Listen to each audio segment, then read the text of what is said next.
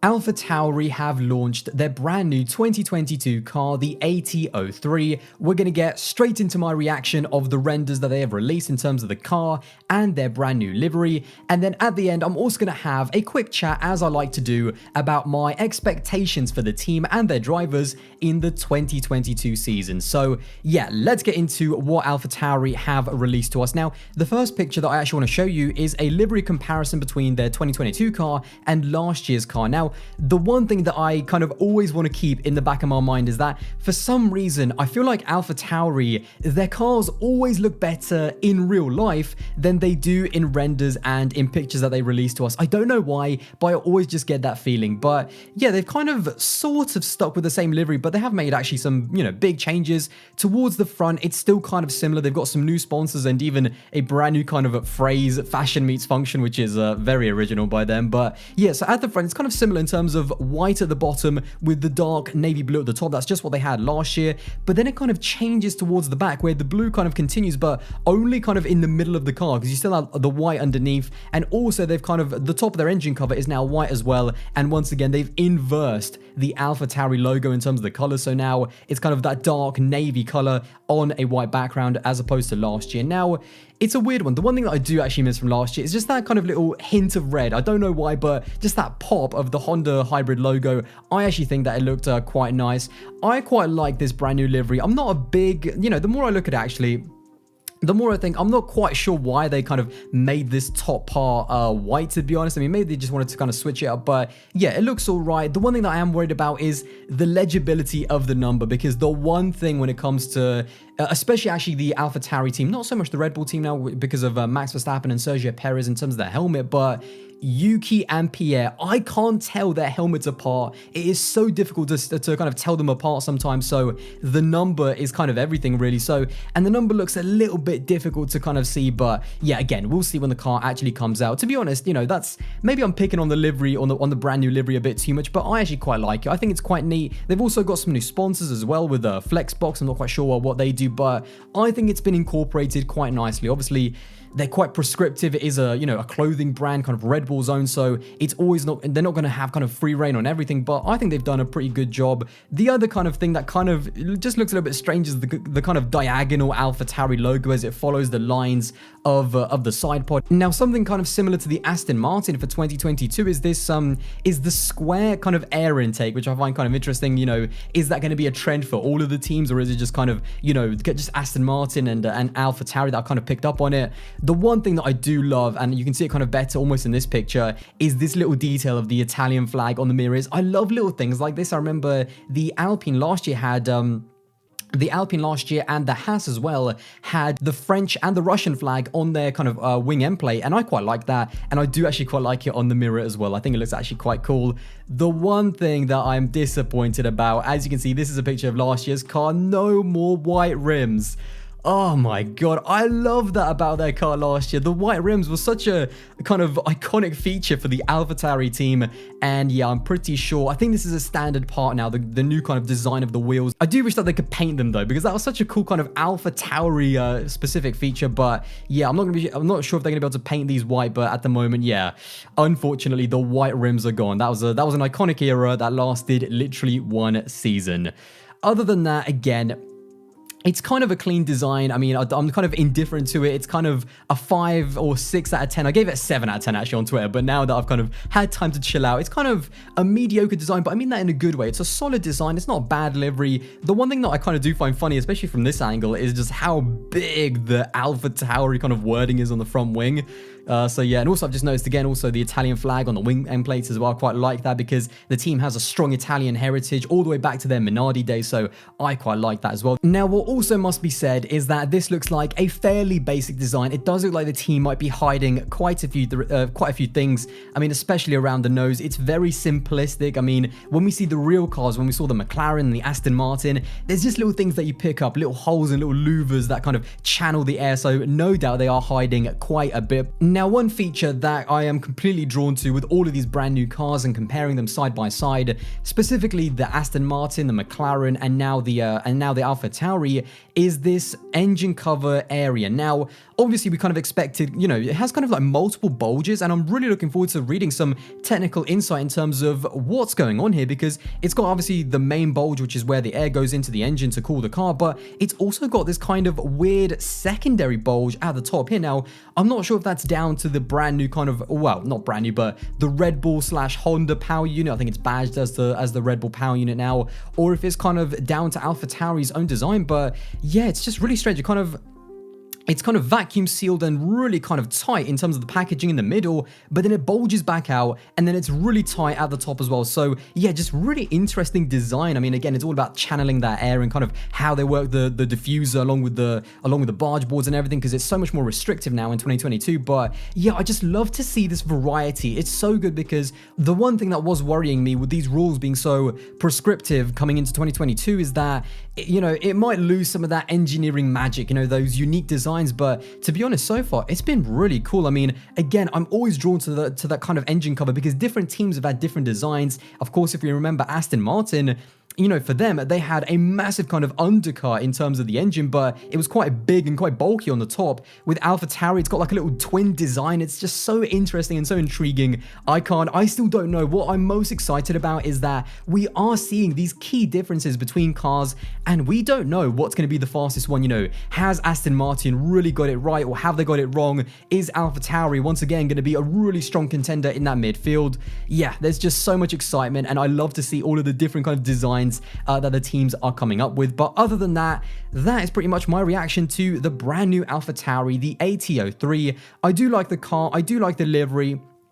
I'm not a massive kind of fan of the changes that they made, but I don't think it takes too much away from it, to be honest. I probably don't like it as much as I did last year. I still think I would have preferred for it to be navy at the top with a white logo, and that the numbers would have been a little bit more clear. But I do quite like some of the changes that they made in terms of the Italian flag and just those little details there. So yeah, overall, a very solid car, and more than anything else, I can't wait to see this car and this livery out on the track in testing.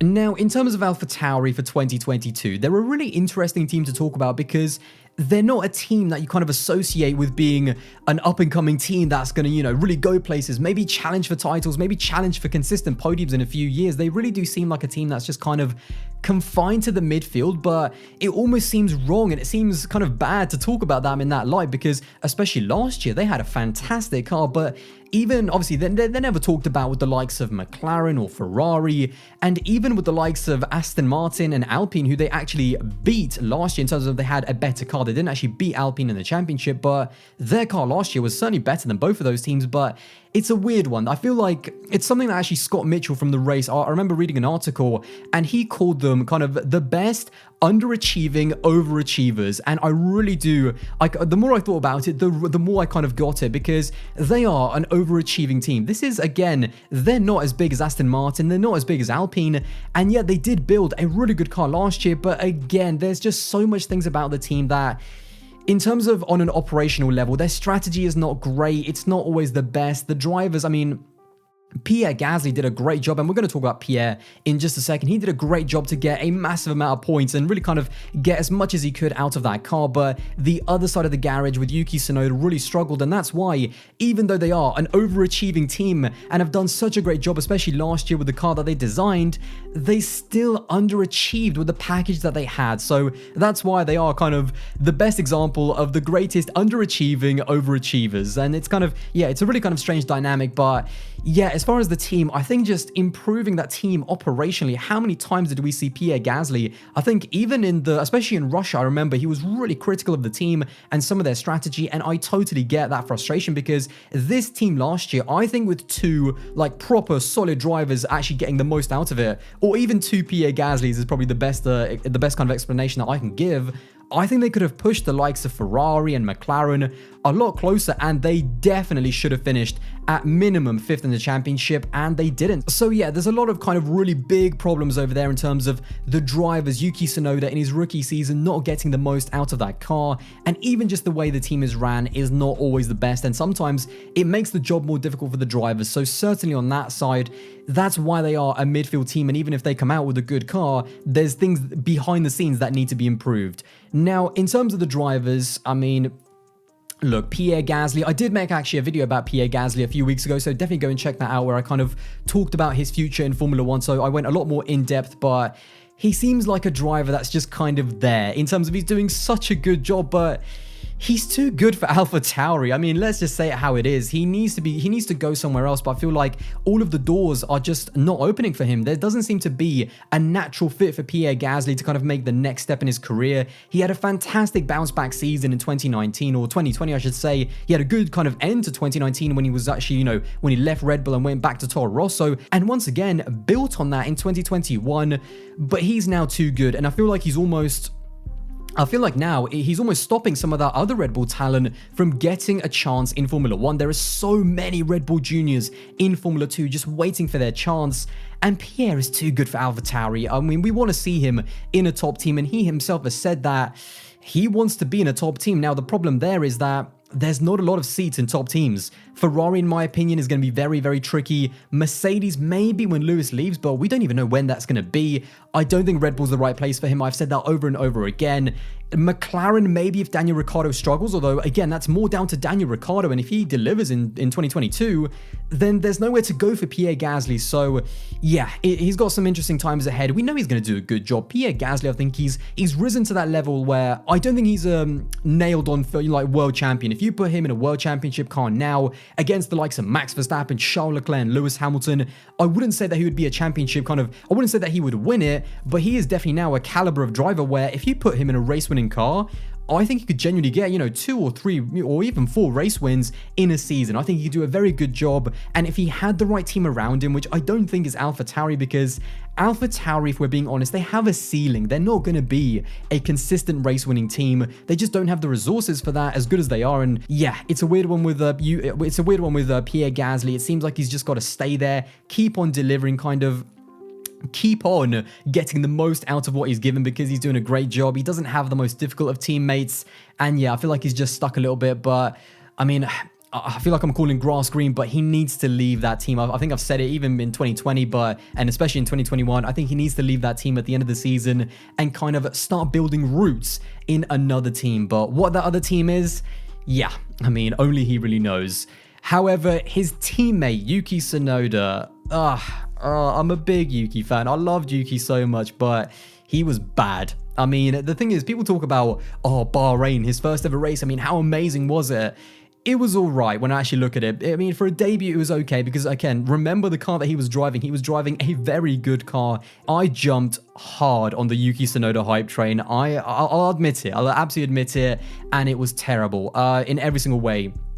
He almost got whitewashed by Pierre Gasly in terms of qualifying right up until Abu Dhabi. He did get that last result, and we did see actually glimpses of brilliance. There was some really nice attacking driving, maybe too much exuberance, but again, he's so young. I think we have to remember that there is talent and there is speed there, but it has to be harnessed, and I think he really needs to just focus in terms of ignoring the noise and it's difficult to kind of explain, but just really focusing in on the job that he needs to do, and kind of, instead of just going all out and drive 110% every single session, I think he needs to calm down and really kind of learn what it means to work with the team and adapt your style to different cars, because ultimately, and I think if we're being honest, 2022 is his last chance. Again, I talked about there is so many amazing Red Bull juniors waiting in the wings, just waiting for their chance. And especially if Pierre Gasly still doesn't find a place in another team for 2023, I don't see Yuki Tsunoda being there for 2023. I really want him to prove everyone wrong, because I feel like there is talent there. There's just something there that I can't kind of let go of, but he needs to seriously step it up. He cannot... I think the qualifying deficit to Pierre Gasly was really worrying as well. There were so many times towards kind of the middle portion of the season where he was going out in Q1 with the likes of the Hasses and the Williams and the Alfa Romeos, and that's just not good enough. And the one thing that I've said with rookies is that I get if you're in a back marker car, a car that can barely score points and it's difficult to drive. I get obviously Mazepin and Schumacher in the Haas, but Tsunoda had not a good car, he had a great car. He had a car that on certain weekends was good enough to take advantage of situations and finish on the podium. So the car was not the excuse. I mean, yes, maybe it is difficult to drive. Maybe it's a bit of a kind of Red Bull thing where we talk about Max and, obviously the second drivers in that team struggling to drive, but yeah, I mean, you've got to adapt to Formula One. It's just how it is. It is the Piranha Club, and ultimately for Yuki Tsunoda, he has to step up and he has to do better. So yeah, the pressure's on him now. That's it. He's got to deliver. I really hope that he does, because I'm a big fan of him. But if he doesn't, then he doesn't deserve to be in Formula One, because there are so many young drivers that are waiting to get their chance in Formula One. Anyway, there you have it, another video wrapped up. If you did enjoy this one, then don't forget to smash that subscribe button. That would be greatly appreciated. And as always, I will see you in the next one.